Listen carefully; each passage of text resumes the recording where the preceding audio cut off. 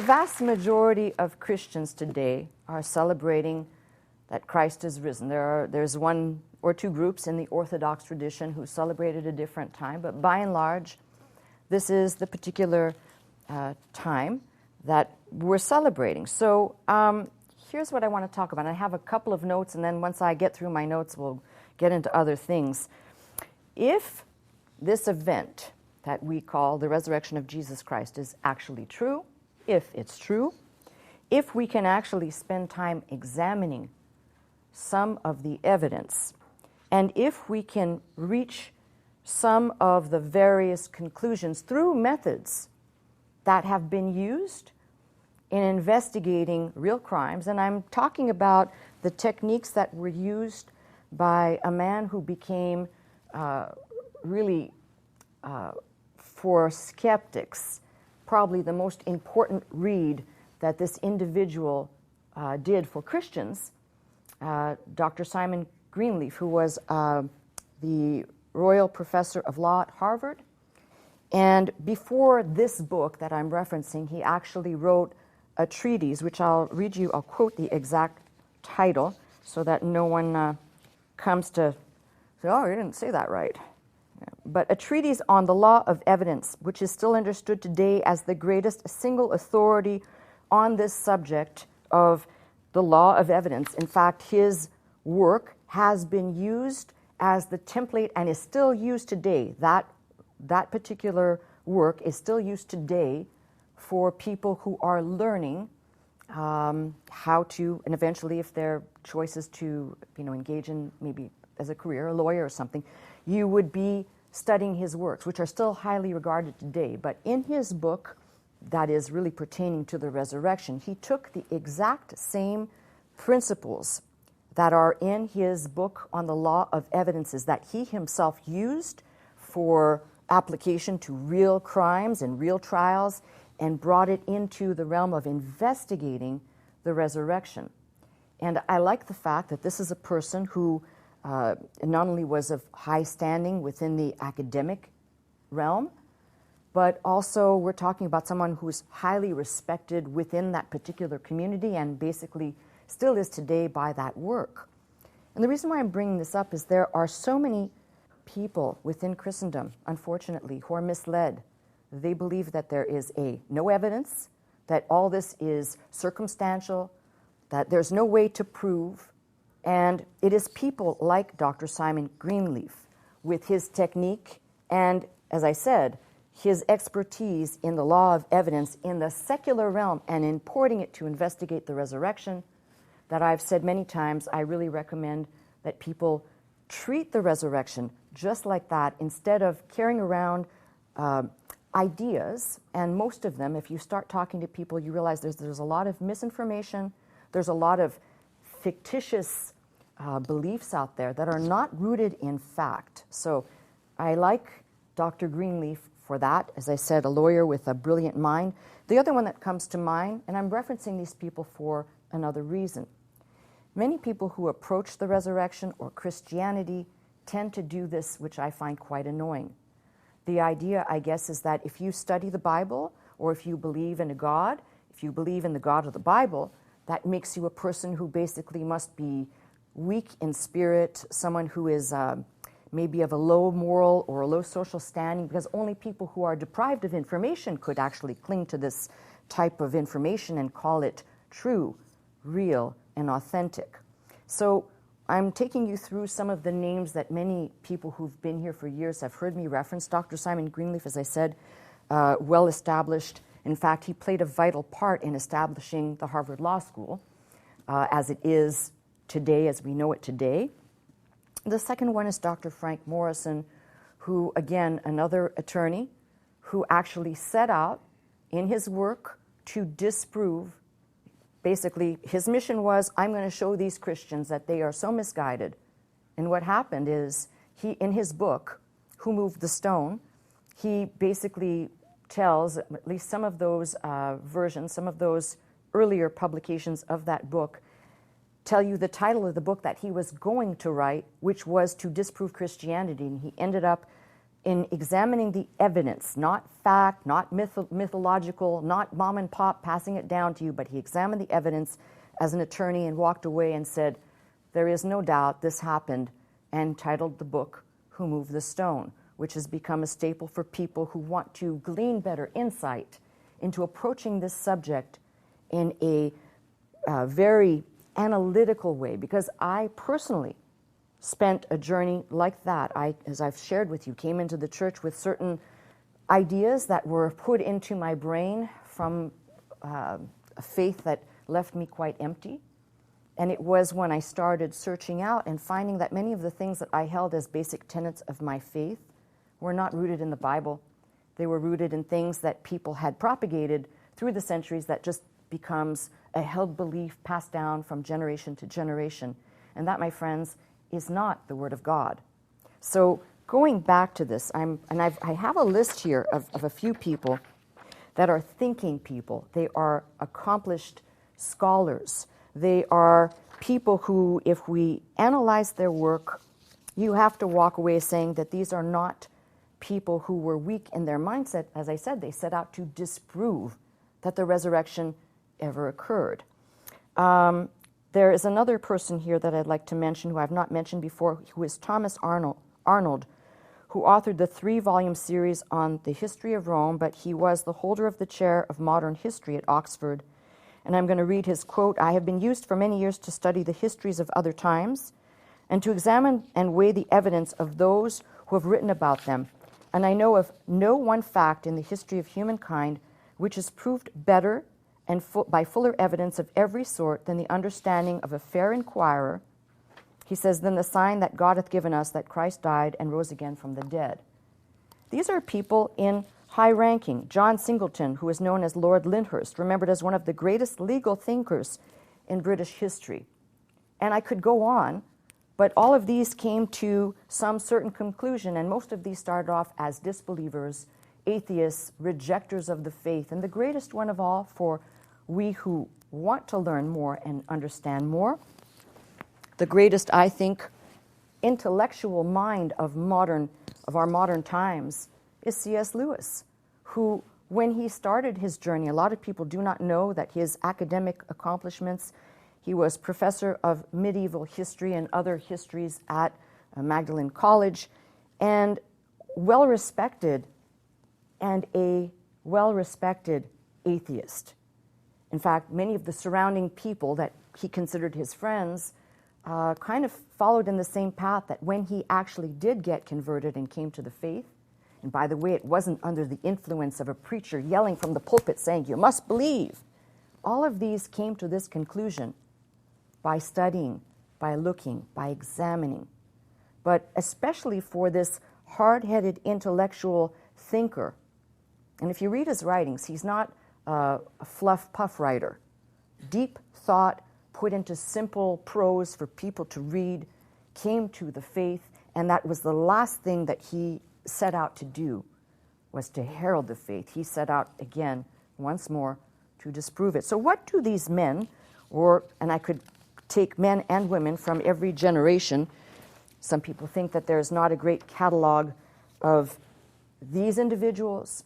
Some people will say, well, you have nothing to go on. You just have to have faith. Well, this is where my expertise of 15 years of ministry here, and when I say thousands of hours spent with my nose in a book, connecting dots, trying to present information, while people who may not have the years of study will say there is no proof and there's nothing that you can tell me.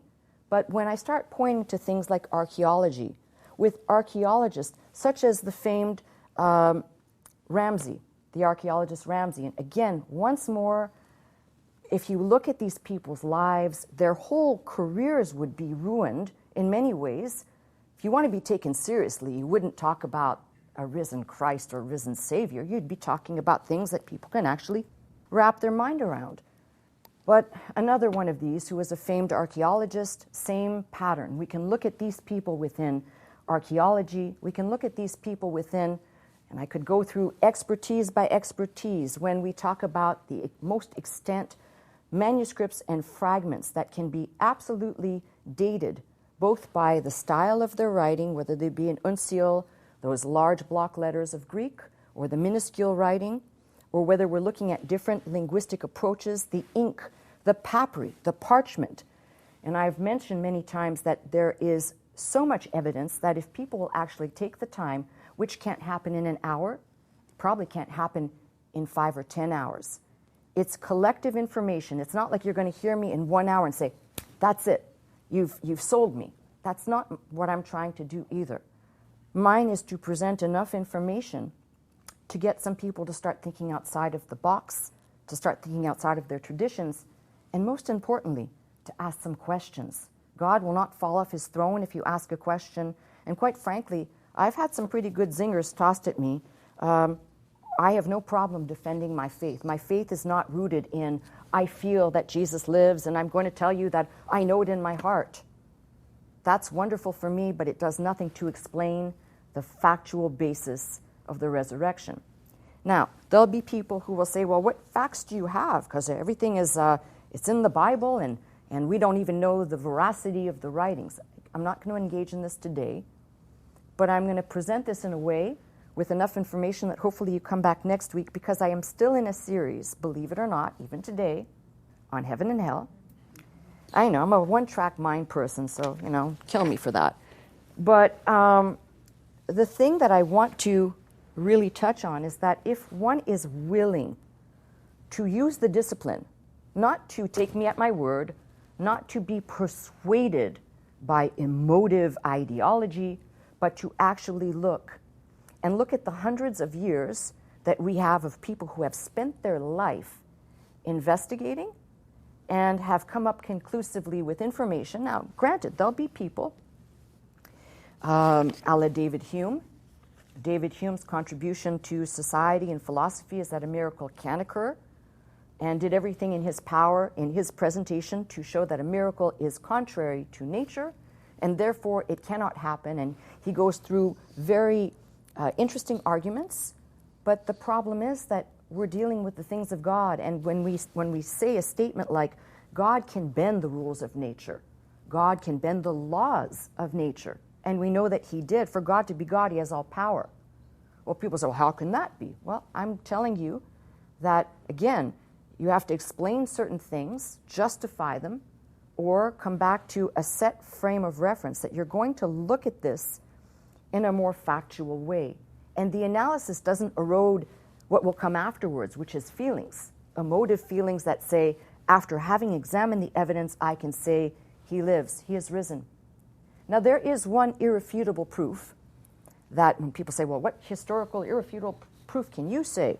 Well, the one at the top of the list is, and if you're willing to spend the time to examine why there are two tombs and how these two tombs came about, but whether you pick one tomb or the other, they're both empty. That's a fact. Now, there'll be people who will argue that there was never a body in the tomb, that because there are two tombs that we can't really believe which one is which. There's a lot of ideas that float around in terms to rebut that one fact, but the fact is that if you go to the tomb today, if you look at the tomb for as long as it's been chronicled after its discoveries, you will realize that the same fact has been staring people in the face for this amount of time. There is actually two empty tombs, depending on which tomb you're going to look at, but they're both empty. No one's going to argue that, well, except for the people who've placed a bunch of candles and relics in one or the other. But having said that, I think that it is important to approach this subject the way I'm doing. Now, there'll be people who will say that everything is hinged on the resurrection of Jesus Christ. But I want to talk about something which will show you the difference in the way we might say something and how people might understand it. For example, let's just talk about an individual. I'm talking about someone you may know, a friend of yours, who dies. They're dead.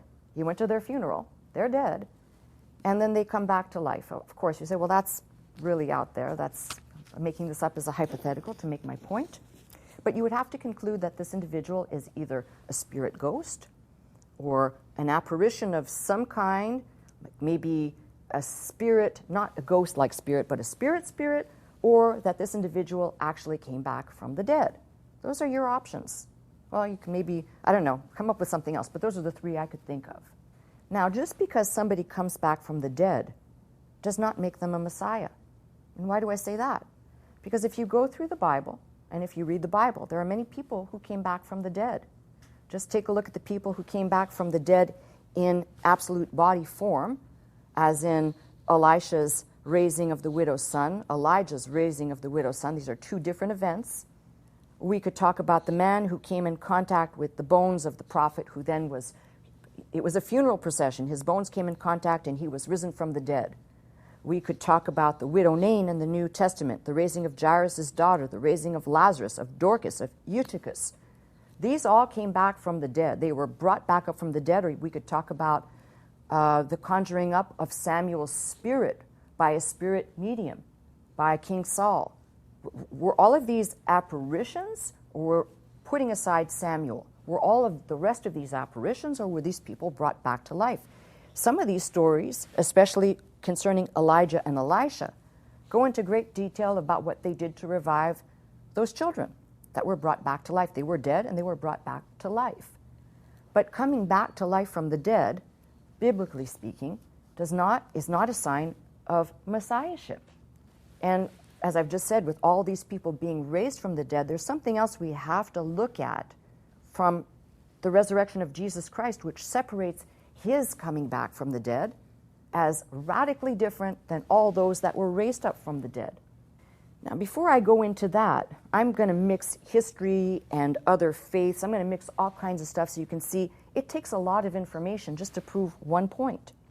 A lot of people within the Christian faith. I read a poll from one of the Pew polls about asking people whether or not they actually believe that Jesus physically resurrected from the dead. And the numbers are very disappointing. And that comes back to not the people, but the preachers, not providing hardcore information that is not only thought-provoking, but challenges the believer, the reader, the person who's striving to learn, to analyze certain things in a more critical and analytical way to come to conclusive points about certain things versus let's talk about social issues, let's talk about everything else but the gospel message, so that you have no solid foundation at the core of what you call your faith. Do you understand what I'm saying? Kind of? Okay. So, before I tackle what I'm going to say, let me just say this. Many people don't know Christianity is not the only religion in terms of the panoply or the pantheon, if you will, of the world's religions that talks about resurrection of the dead. So don't think that Christianity has a unique market on this particular subject, because it doesn't. In fact, you'd be pleasantly surprised if you read in Islam, for example, and the Sunni and the Shia, which are two different sects within Islam that are and have been always at war, deciding who is the rightful successor of Muhammad, and that's what basically that's all about, more or less.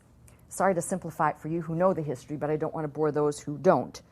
But within their sects of Islam, that is the Sunni and the Shiite, they actually believe in the Sunni sect. Their belief is that you are essentially judged whether you did righteous or wickedly upon the earth. And after your judgment, you will either be essentially, you are resurrected. The resurrection of all souls upon who lived on the earth will happen, and then it will be judged who goes to everlasting paradise versus who goes to an everlasting place of torment. But they believe in a resurrection. And if you go to the Shiites, they believe with the 12th pillar of Islam that the last imam, and it says clearly in their writings that the last imam, after the resurrection of all the souls upon the earth, the last imam will return with Jesus Christ to the earth. So don't think we have a unique reference to resurrection, nor, by the way, if you're into comparative religions, which I am, I like to study and understand the world's beliefs and how they came to these conclusions. If you examine the various, and I'm going to call them this way, sects within Judaism. Now, Judaism is not one group of people, if you will, just like within Christianity, we have groups that are broken up to specific beliefs, like the Baptists who believe one way, or the Methodists who believe another way. Within Judaism, you've got Jews that are Orthodox, you've got practicing, you've got Reform. There's a breakdown of probably anywhere, I believe it's minimally 7 that are recognized within Judaism, and they do not all hold the same belief for the afterlife. So within some frames of Judaism, there are some Jews that actually believe in a resurrection from the dead at the end of time. And if you're looking, you'll find that resurrection appears even within Zoroastrianism. They've got a very unique take on resurrection. That is, when the soul dies, it is essentially the soul is brought to this, what's called the Chinvat Bridge. And at that bridge, the soul comes to the center of the bridge and is confronted with a sword. If the person has had a righteous soul, the sword turns and lets them pass into the 4 levels of heaven. And if they've been a wicked soul, the sword turns and basically slashes them, and they fall off the bridge into the 4 layers of hell. But they too believe in a resurrection at the end of time. So it cannot be, we talk about Christians who believe in the resurrection, and we believe in the resurrected Christ. And somehow we appear to many non-believers as wacky and crazy. But if you're looking at the world's religions, you have to see that there is, just like in the creation accounts of all the world's religions, there will be some common threads which ultimately would lead any person to conclude that within antiquity there was a stream that flowed from one source, and that source began to be corrupted, perverted, changed as people migrated, as people strayed away from oral traditions or teachings or caricatures or perversions or deities, pagans, whatever you want to call, but there had to have been a common stream. Even if you study Buddhism, and Buddhism and Hinduism believe in reincarnation, but there is a desire, especially within Buddhism, to be purged of the cares or the concerns, to be essentially set free in nirvana by following the Eightfold Path.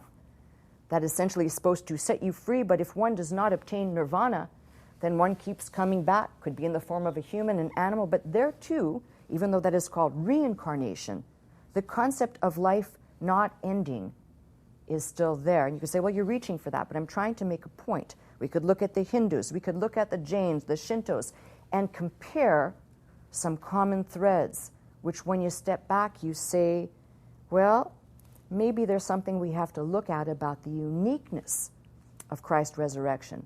Why? Because all of these other individuals risen in the Bible, they eventually died. Their time to be permanently resurrected has not yet come. Just as ours, when our time will come to pass from this world, will not be until the appointed time. And the Bible spells that out too. So when I talk about these things, I'm really addressing a much broader audience in discussing the resurrection. Now, if we talk about the uniqueness of Christ's resurrection, and as I said, I may not even finish what I have to say, but that'll be a dangler and you'll have to come back. That's what I love doing, is frustrating people.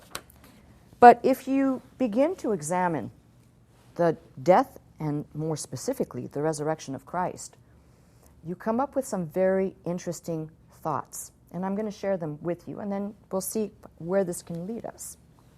First of all, there are people who would take this Bible, it's 66 books, and say, well, it's all dubious, it's not reliable, and you can't go on anything.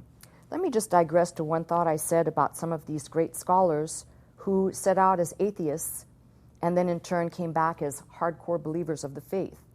Many of them have common denominator expressions in their thought process once they reach a conclusion, which is there is an enormous amount of evidence to examine if one will take the blinders off and recognize, this is from a history professor, a law professor. I mean, these are high academic minds who usually would fall into there's not enough proof and I can't stake my career or my life on that, to those who have said, if you're willing to look at the evidence and the proof, there is more abundant evidence and proof factually than almost for any other historical event.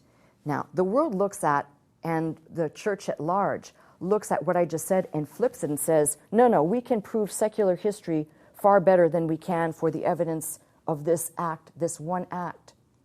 But that's quite problematic, because even outside of our own writings, there have been chronicles, and I've quoted this many times, of secular historians, secular writers very close to the time of Christ and within possibly a 50-year period or less, discussing these events, but not so much for Christians to be sparked with hope of the resurrection, but to discuss the impossibility and how we can approach this and recognize there is a great difference between the resurrection of Jesus Christ and everything else that exists. For one, nowhere in comparative religion and nowhere on the pages of history did anyone ever make the claims that Jesus made. He said that there was something wrong with the world that only his death and his resurrection could fix, making claims about himself. Even his followers made claims about him. And I've said over and over again that if we look at the claims Jesus made, they're pretty staggering. If you read what the Bible says that Jesus said, before Abraham was, I was, or I am, which touches on something that John understood, the pre-existence of Christ before he came in the flesh. In other words, Christ wasn't born of a virgin and just came into being. We know at the beginning of creation there was the three, what we call the Trinity, Father, Son, Holy Spirit. And in Genesis, right there at the beginning of the book, if you're reading the Hebrew, we read about the Elohim, that is that majestic plural in the Hebrew, that is not a singular, it is not used for anything else but to describe the plurality of God. So we're not talking about many gods, we're talking about one. This is the mystery of explaining the Trinity, which I'm not going to attempt to do, but one in three in one, however that works. So the point about Jesus' resurrection that is so radical is not only was it prophesied for hundreds of years before it happened in diverse places from diverse people in diverse writings through the Old Testament, but when you begin to examine the correlation between texts, for example, when they came and they asked Jesus, what sign can you give us? We want a sign. And he said, there'll be no sign except the sign of Jonah, that Jonah was in the great, wasn't a whale, he was in the great fish's belly for 3 days and 3 nights. And he clearly says, regarding this, the narrative after that is that he said this speaking about his death and resurrection. Now, there'll be people, again, who study the Bible or who have read Jonah. And by the way, if you remember, I picked apart Jonah pretty much almost word for word. I had you in, that's a 4-chapter book, correct? I think we had many, many messages. So if anybody's picked something apart and eaten all the meat off the bone, it's yours truly. And I can tell you that, you know, you can talk about Jonah and say, well, that's a fictitious story and it's mythological in its essence. But now, a man who walks the earth several hundred years later, being, of course, familiar with the writings of old, because he was the inspiration for the writings of old, says that there'll be no sign except this sign, for which the Jews in that day would have understood 3 days and 3 nights. He said the same thing about the temple, when he said, essentially, tear this temple down and I'll raise it up again. And they said, it took hundreds of years to build this temple. These are the religious people around him. This guy's out of his mind. They didn't understand. He was talking about the temple of his body. And very plainly, over and over again, if we're willing to look. And that brings me back to the question of the authenticity and the veracity of the writings, because that's where people like to go first, and they say, well, how can we believe this? And I can't, as I said, I can't prove all this in 1 hour. There's just so much information. But I will say this. Unlike Islam, who has preserved their writings with a single language, unlike Islam, the oddity of the message, the good news is not a whole bunch of writing and caricatured stories, and the good news is Jesus is risen. And because he is risen, we too shall rise. That's his promise to us. With that being said, you begin to analyze unlike, for example, as I said, Islam, which kept a single language for its transmission, if you begin to follow the explosive journey of the gospel as it is spread after the death of Christ, I urge you to consider a couple of things. They're questions to ask that are quite important, because the initial and first transmission of the gospel message is given by what we call the Great Commission, the end of Matthew, specifically Matthew 28, where Jesus says, "Go ye into all the nations, make disciples," which simply means learners, teaching them everything that is relevant to our faith. And that was the last part, was in my words. And we know that after his death and resurrection, eventually, after the day of Pentecost, they went out and they began to preach and proclaim the message, the good news, the gospel. He is risen. He is risen from the dead. But if you analyze in the realm of that spreading forth, there are a couple of important questions and considerations.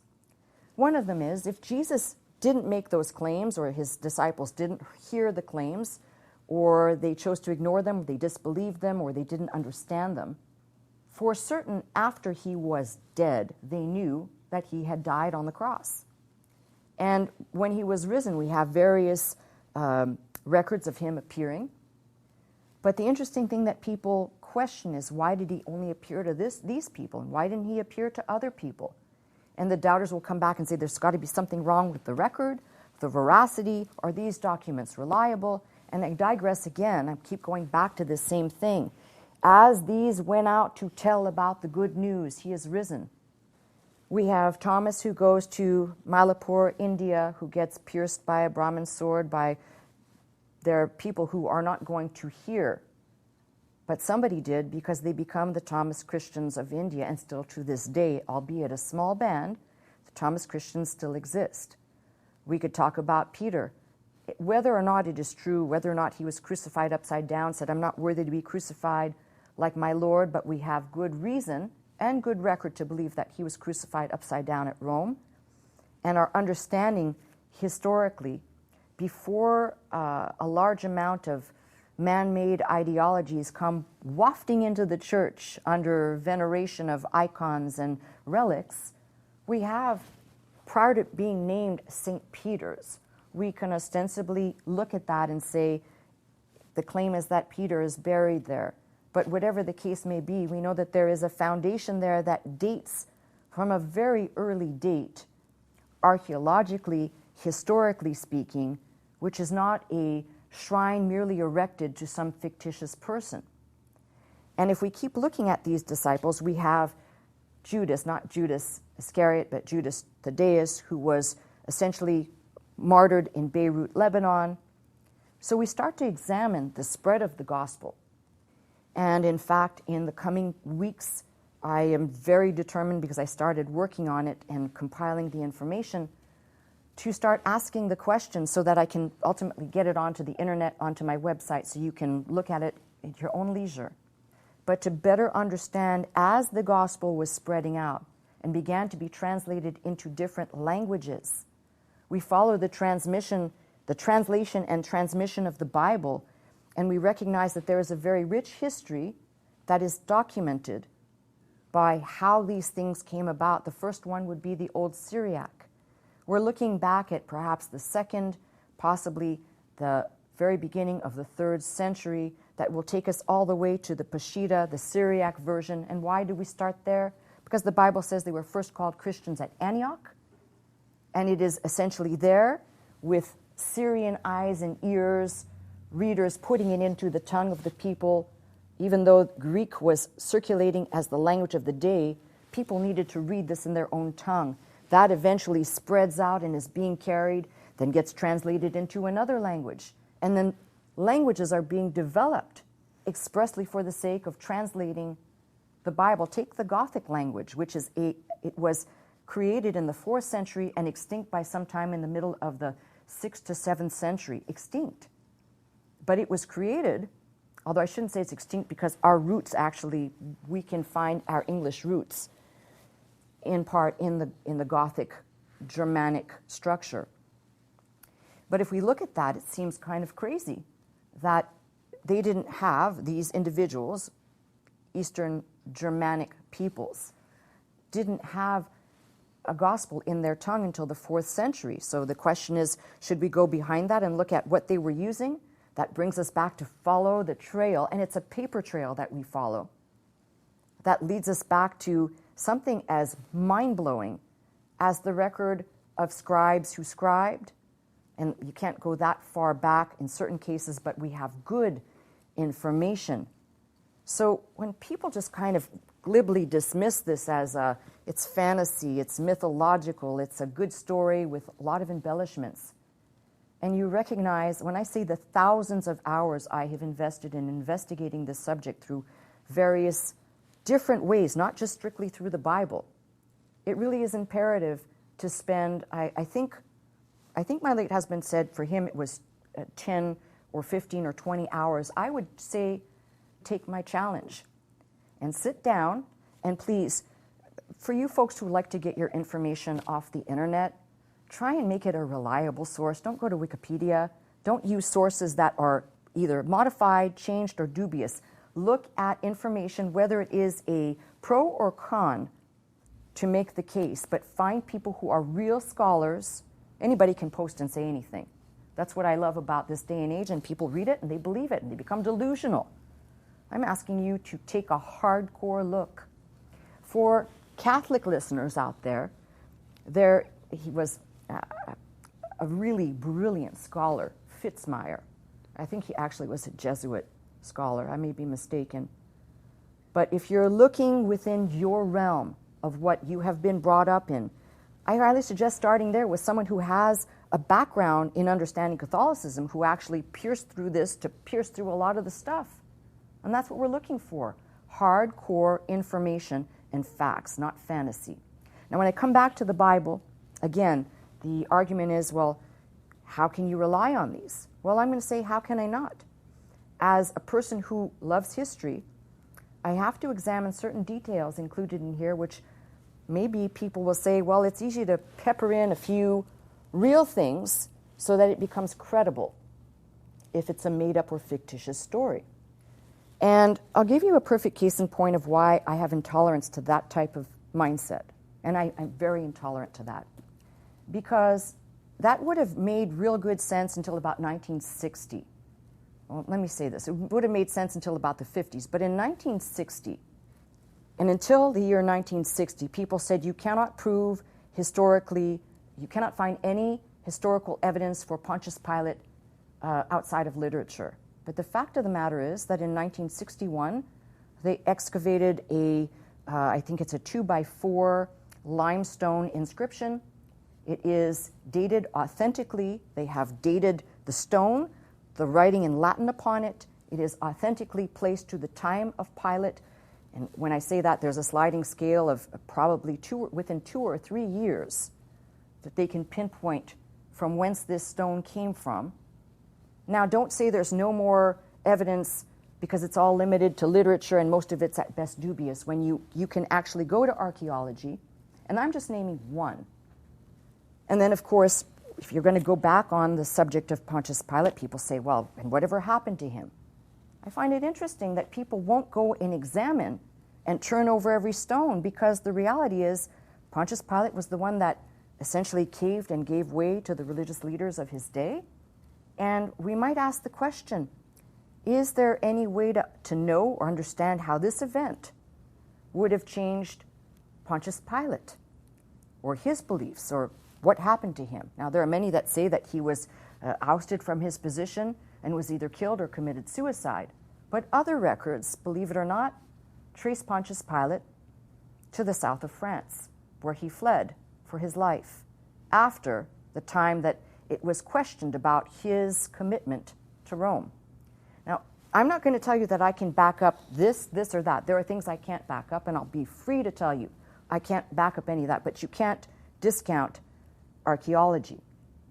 The same thing is true. I've told you about archaeological digs that have happened, we're in the year 2020, that have happened over the last 5 years, which have completely turned many of the historians and their we'll call it limited information on certain historical peoples and places within the Bible that they thought for years could not possibly exist. They're made up. That now they go to these places, they start digging, and they find, wow, a town was really here. There was a church here. There was a synagogue here.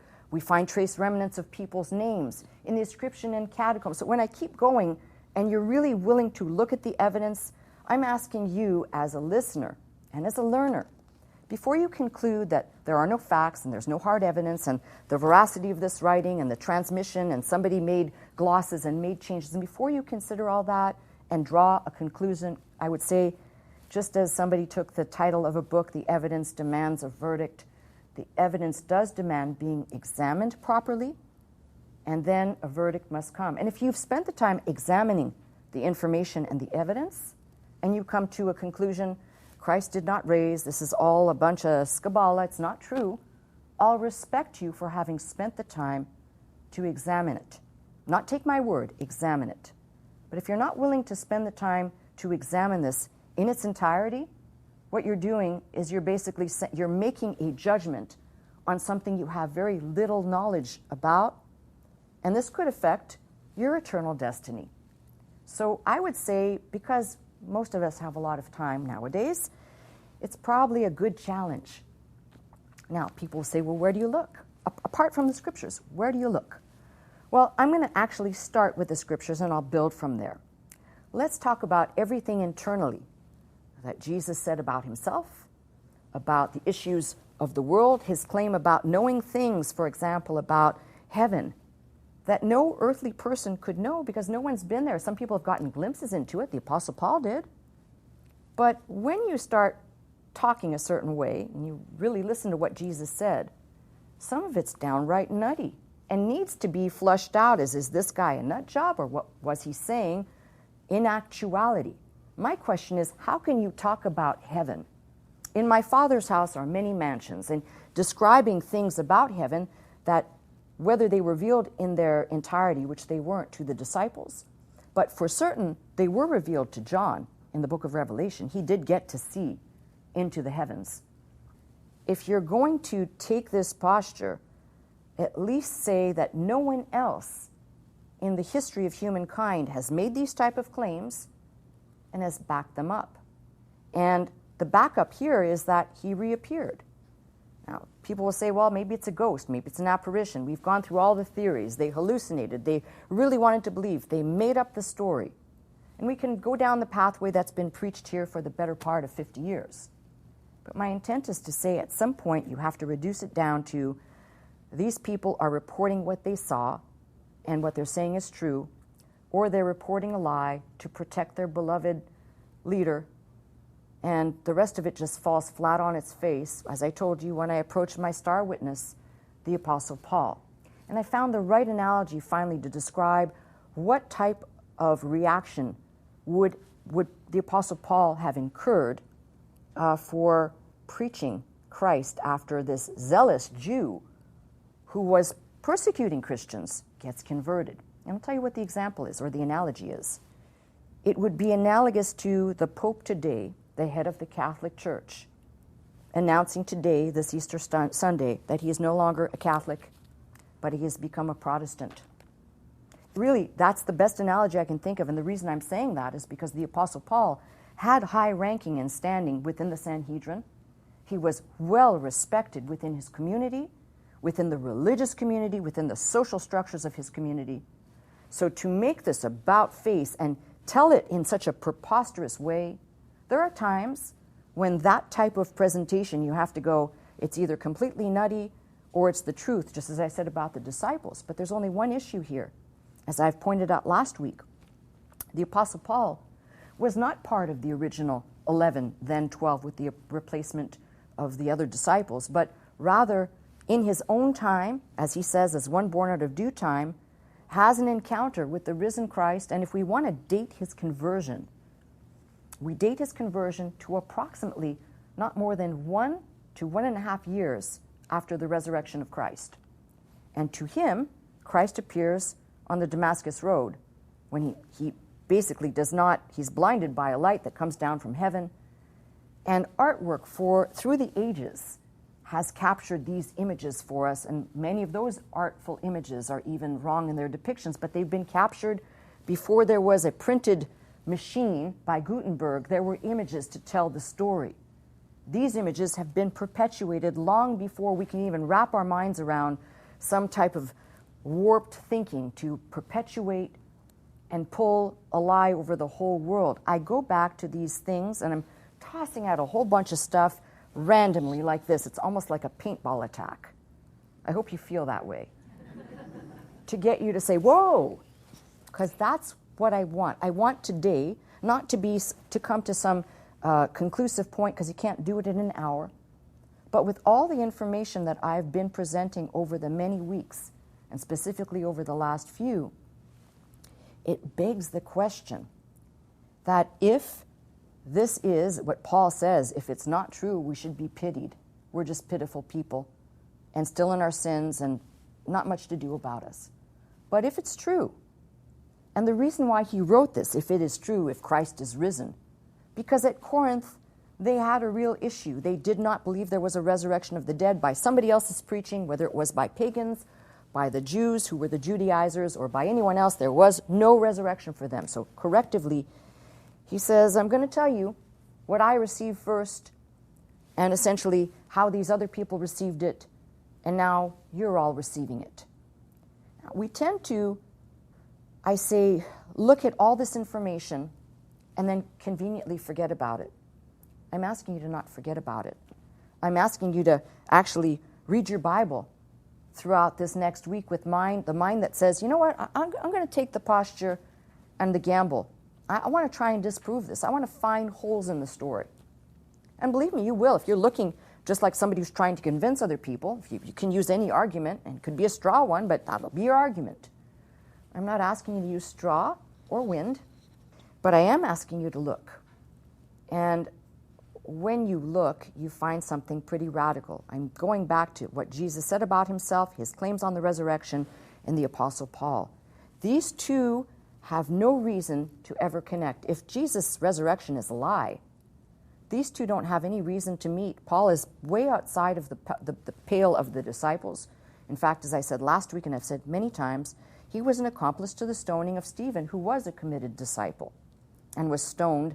We read about this in the book of Acts. He preaches a brilliant sermon, and then they stone him. The religious leaders stone Stephen. Paul stood by and watched as this happened. So he's an accomplice, an accessory to this event. It makes no sense if you're going to whitewash, or you're going to try and tell the story to be more convincing, to include the fact that this man persecuted the church, that he persecuted believers, that he had an encounter with the risen Christ. He's not one of the band that has something to lose to keep convincing people. He is risen. His testimony is so damaging to a man who has high ranking. That's why I use the example of the Pope. If the Pope came out today and said, I'm no longer a Catholic, but I'm a Protestant, I would tell you something. A lot of people would be lost in their tracks. Some people would be in disbelief. Some people would start probably riotous people who love the Catholic Church would say, this is preposterous. There'd be a lot of reactions. There wouldn't be a non-reaction to this. And now, go back and look at Paul, and that's why I said this is an important witness. If we're going to take all the witnesses, he's the star witness, who is then going out and planting churches, and he keeps preaching. Jesus lived, he was crucified, he died, he was raised on the third day, he ascended, he's coming back. Now, I get it. I get all the other guys, close disciples, best friends, quasi-relatives that want to protect this failed Jesus. But what about this Apostle Paul? Furthermore, I mean, there's so many different areas to look at, but why would you ruin your life? See, from the time that Paul began to preach the risen Christ, encounter with the risen Christ, hope in Christ, faith in Christ, it says that the religious leaders sought to kill him. And we even have a record of him being led over a wall in a basket because they were trying to kill him. They imprisoned him, and ultimately he paid with his life. So there are all of these interesting dimensions to this unbelievable drama unfolding, the redemption of humankind that culminates in hundreds, if not thousands of years of people prophesying in diverse places, saying different things, different criteria of prophecy pointing to Christ, and then the fulfillment of these prophecies that happen in the lifetime of Jesus. And ultimately, this one born out of due time, the Apostle Paul, who comes on the scene and has no dog in the fight. There's no reason why he should have left his career, his accomplishments, his prestigious standing to go out and preach the message, Jesus is risen, unless you're a lunatic, a liar, or you actually had an encounter. And his encounter is not just on the Damascus Road, for in the book of Galatians, it talks about how Paul was in the desert of Arabia, and most people do not know. We have the record of Jesus traveling in the lands that he did, but we have good records that tell you Jesus also walked in other places with records, enough that eventually, if you'll tune in again, I'll present them to you. I told you I'm equally going to spend I don't think I can do it on a Sunday service, but I can definitely do it on the Festival of Faith, where I can sit here for as long as I want and describe to you why the New Testament documents are reliable. And there are many great scholars such as F.F. Bruce, Metzger, Mounce, and others who contribute an enormous contribution, a wealth of information, resources, places to look and peel apart. I could name off many other scholars who are probably at the high elitist place in terms of their scholastic achievements, who have definitely helped push an understanding of just how reliable these documents are. But one must be willing to examine the evidence. That does indeed require some time. So, what do I want to wrap this up with? Because I am running out of time here. I'm hoping, you will tune in next week so I can talk subject-specific. I am hoping that those of you who are interested, I'm going to tell you the subjects that may or may not occur within this teaching series, but as I said, they may occur on the Festival of Faith, which is I am putting together, because of my fascination with the development of language and the transmission of the Bible, I'm actually putting together some type of a chart that shows you the progression of these various translations and a lot of what went into the chronicles of just these versions being produced that offer great insight historically with another dimension to look at.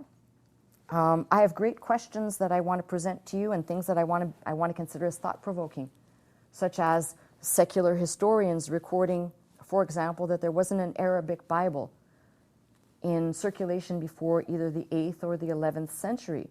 But we know that's not true. In fact, when people talk about this, they tend to gloss it over, and there's a reason for glossing it over. There's protecting the writings of Muhammad.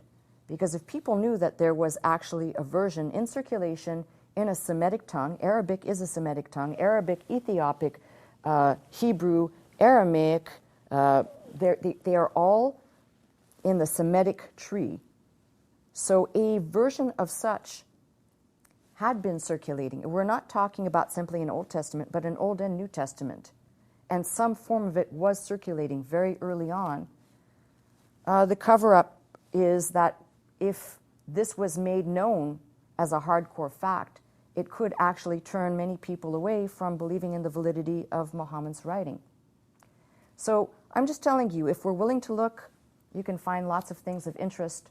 And again, going back to old documents, things that I have in my resources available to me, which makes me a good candidate to present this information to you for your consideration, as it is evidence that does indeed demand a decision that you have to come to. I'm not going to make it for you.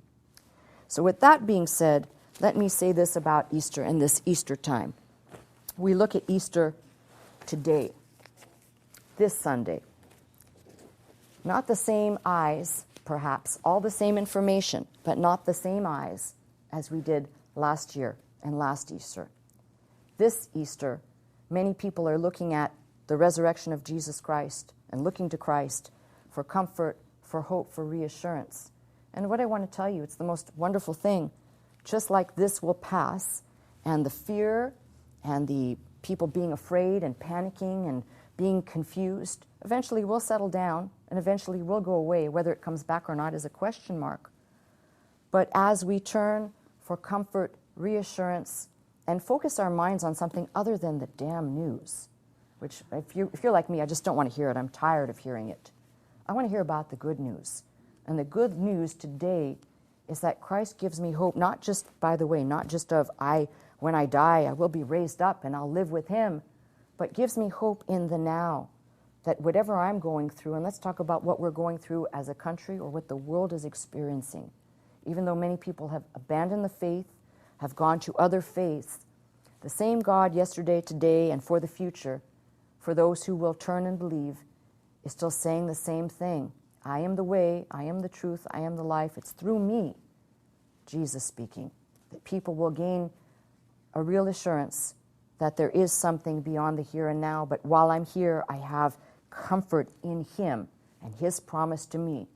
You will never leave me nor forsake me. And on this resurrection day, I want all of my listeners, regardless of your background, regardless of your education on this subject, regardless of your understanding, to know one thing. He came to die for all humankind. There are still many people, and throughout history, who have refused, rejected, and denied. I can't speak for them. I can't speak for people who don't want to spend the time. But I can speak for the people like you who are tuned in. For some reason, you're still listening to me after well over an hour of just talking, to say there's something more I need to understand or know before I come to a conclusion other than what most of us have come to in examining the evidence. He is risen. Not, I think he's risen. He is risen indeed. Happy Easter, folks. And for those of you kind of just barely making it through, we're all going to come through this a little bit tried, a little bit refined, maybe a little bit more focused on what's really important, not all these other things that distract us.